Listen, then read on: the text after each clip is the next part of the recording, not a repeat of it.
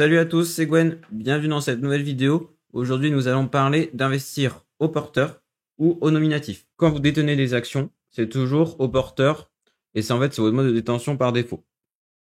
Vous pouvez donc soit avoir des actions dans un PEA ou dans un compte titre. Et en fait, quand vous êtes au porteur, vous n'êtes pas connu de la société. C'est-à-dire qu'en fait, elles n'ont pas vos coordonnées, elles n'ont pas votre adresse, elles peuvent pas vous contacter directement.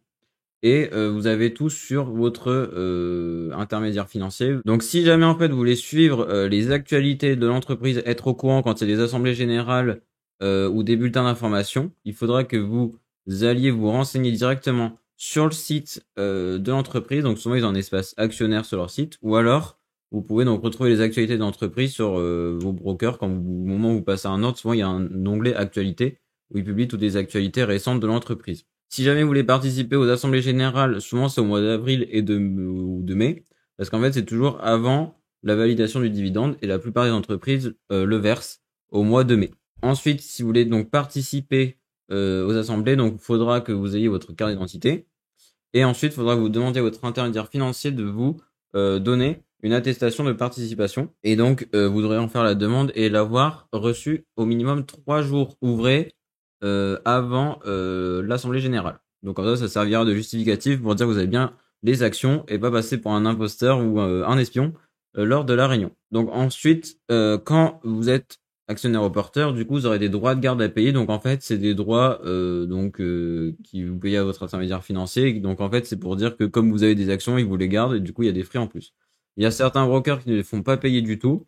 Donc vous pouvez vous renseigner donc en regardant leur brochure tarifaire. Je vous rassure, les droits de garde, c'est maximum de 0,4% sur l'ensemble de toutes vos actions.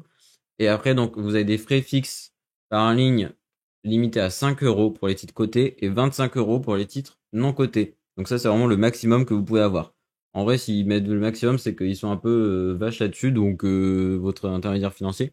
Du coup, en général, ce sera un peu plus faible. Investir au porteur, en fait, c'est souvent plus dans une stratégie de court ou moyen terme parce que du coup, c'est le truc classique. Et en fait, c'est quand on souhaite pas trop s'investir dans l'entreprise, enfin, on est juste actionnaire, mais sans plus, quoi. Par contre, du coup, si vous voulez plus vous investir dans l'entreprise, donc dans le sens vraiment genre engagé et tout, et vous pouvez donc passer au nominatif pur ou administré. Dans les actions nominatives, là, cette fois-ci, les sociétés, elles vous connaîtront, elles auront vos coordonnées. Elles vont vous envoyer des courriers directement chez vous, donc des convocations aux assemblées générales par exemple, et des bulletins d'information. Et du coup, ce sera plus facile d'avoir des informations sur l'entreprise. Donc là, du coup, comme vous en doutez, c'est plus un investissement long terme parce que du coup, vous êtes en mode, ouais, je vais au moins investir dans cette entreprise pendant 5 ans, 10 ans. J'aime bien cette entreprise, je vais avoir toutes les informations et tout. Et j'ai envie de savoir donc comment elle évolue et de participer aux assemblées générales. Le nominatif pur, du coup, en fait, ça implique que vous devrez avoir un compte exprès, donc, auprès de chacune des sociétés, vous avez des actions au nominatif pur. Donc, par exemple, vous avez 10 actions nominatives pures, vous devrez avoir donc vos 10 comptes dans 10 entreprises différentes. Du coup, ça peut être un peu long et fastidieux à faire. Ça fait plus de démarches administratives.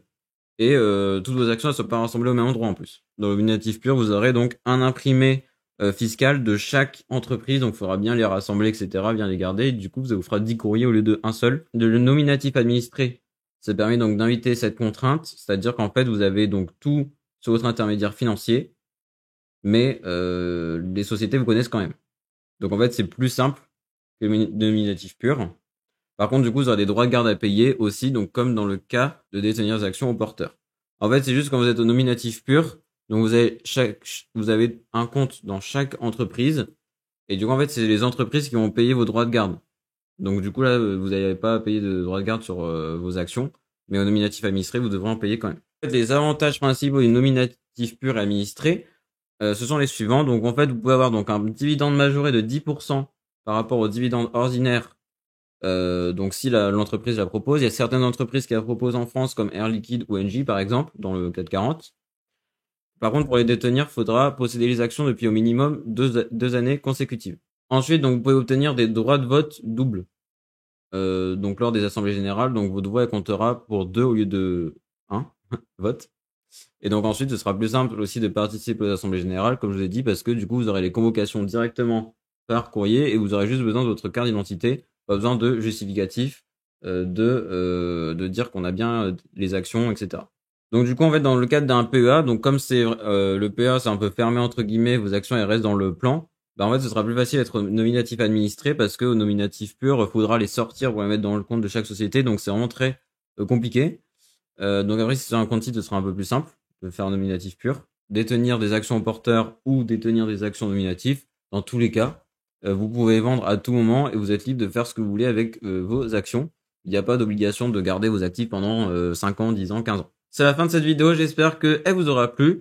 N'hésitez pas à me dire dans les commentaires si cette vidéo vous a été utile. On se dit à très vite, portez-vous bien d'ici là, salut!